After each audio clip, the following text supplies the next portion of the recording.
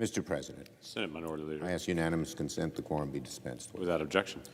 Now, Mr. President, last night, President Trump delivered one of the most disgraceful performances at a presidential debate that anyone has ever seen. And I don't mean that from a political perspective. I mean it from a human perspective.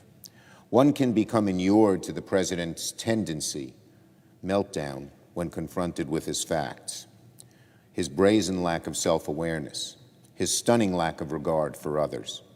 But it was maddening to watch the president last night, angry and small, unable to show a scintilla of respect, unable to follow even the most basic rules of human civility or decorum, unwilling to constrain a stream of obvious falsehoods and right-wing bile.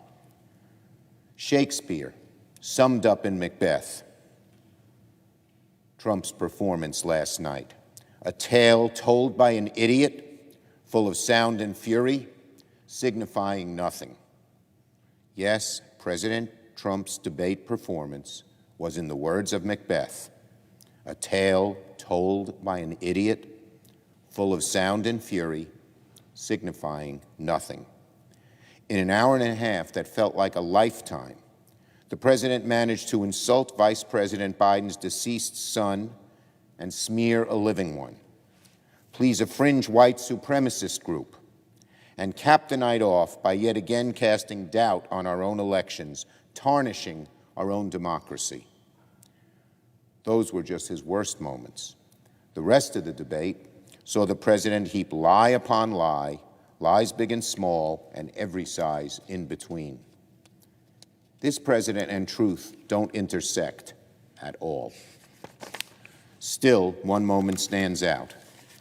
Asked to condemn white supremacist groups like the Proud Boys, classified a hate group by the Southern Poverty Law Center, called hardcore white supremacists by the Anti-Defamation League, President Trump demurred and then said, "Proud Boys, stand back and stand by."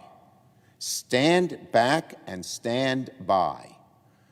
President Obama once wondered rhetorically, how hard is it to say that Nazis are bad? Apparently, for President Trump, it's beyond his capacity. In a national debate, he not only refused to condemn a far-right group of violent white supremacists, he told them to stand by. As much of the country was in despair last night at the president's juvenile behavior, one group was celebrating, the Proud Boys. That's who was celebrating President Trump's debate performance, white supremacists. Within minutes of the president's comments, the Proud Boys were online, rejoicing at the tacit endorsement of their violent tactics by the president himself. They made logos out of the president's remarks, stand back and stand by. I just want to ask my Republican colleagues, how are you not embarrassed that President Trump represents your party? How can you possibly support anyone who behaves this way? Are you watching the same person that we are? Are you listening?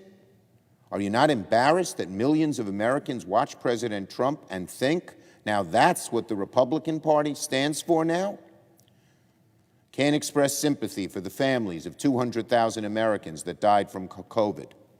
Can't go 30 seconds without interrupting someone when he's not speaking. Can't refrain from attacking someone's family and pretending not to know a person's deceased son. Can't honor the military, defend democracy, respect elections, or tell the truth. Can't even make it through the debate without emboldening white supremacists. How are you, my Senate colleagues, not deeply, utterly, personally embarrassed that Donald Trump is a Republican? How are we not all embarrassed that someone who behaves the way President Trump did last night is our president? I know I am. How about you? Again,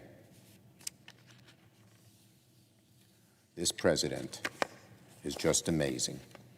And his speech last night, a tale told by an idiot, full of sound and fury, signifying nothing. Now on SCOTUS. It is for this president that Senate Republicans are now rushing through a Supreme Court nominee merely days before a national election.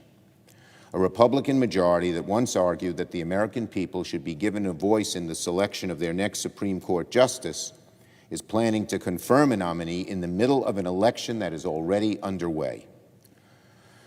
You could not design a scenario that would more fully expose the Republicans' double standard than this one. Of greater concern to the American people is how the rush by Senate Republicans to confirm this nominee will put their health care at risk. Now, yesterday, the Republican leader actually mocked the idea that a far-right Supreme Court majority might strike down the ACA and that Judge Barrett's judicial philosophy might play a part in that. Quote, what a joke, Senator McConnell said, that Justice Barrett might pose any risk to Americans' health care. I guess Judge Barrett must have been joking when she publicly criticized Justice Roberts for upholding the Affordable Care Act. It must have been with a sarcastic flick of the pen when she wrote that the Supreme Court, quote, would have to invalidate, unquote, the law if it read the statute the way she does. I'll tell you what, this is not a joke to the American people. This is not a joke to the 20 million Americans who could lose their health insurance if the ACA is struck down. Not a joke to the parent of a child who has cancer, who would have to watch helpless as their child suffers if protections for pre-existing conditions are struck down. Not a joke to millions of Americans on Medicare whose drug prices would soar. Not a joke to women across the country who could once again be charged more for insurance than men, denied maternity care, and free access to birth control. The only joke here is the Republican leader's desperate attempt to pretend that his president, his party, and their Supreme Court nominee pose no threat to our nation's health care law. The same Senate leader who did everything he could on the floor of this Senate to repeal the ACA. Now, President Trump said he will pick Supreme Court nominees who will, quote, terminate the Affordable Care Act. His administration is in court right now, suing to eliminate it. Senate Republicans tried to repeal the law and replace it with nothing.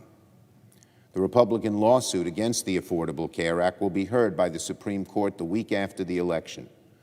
There's a reason that Republicans are scrambling to fill this seat so quickly. And Judge Barrett, when the ACA was challenged in major litigation, twice sided against the law. So if the Republican leader believes that Democrats are raising unfounded fears about health care, will he urge the plaintiffs to drop their lawsuit against the ACA?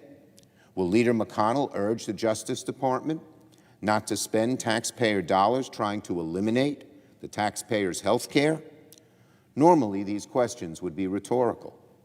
But yesterday, I filed a procedural motion that will set up a vote on a bill that will protect the health care of hundreds of millions of Americans and prevent efforts by the Department of Justice, Donald Trump's Department of Justice, to advocate that courts strike down the Affordable Care Act. Leader McConnell and all of my Republicans will have to vote on that shortly. Let me repeat. Leader McConnell and all of my Republican colleagues will have to vote very soon on whether the Senate should consider a bill to protect Americans with pre-existing conditions. And with that vote, we'll see just how much of a joke it is that Senate Republicans and their Supreme Court nominees want to eliminate Americans' health care. I yield the floor.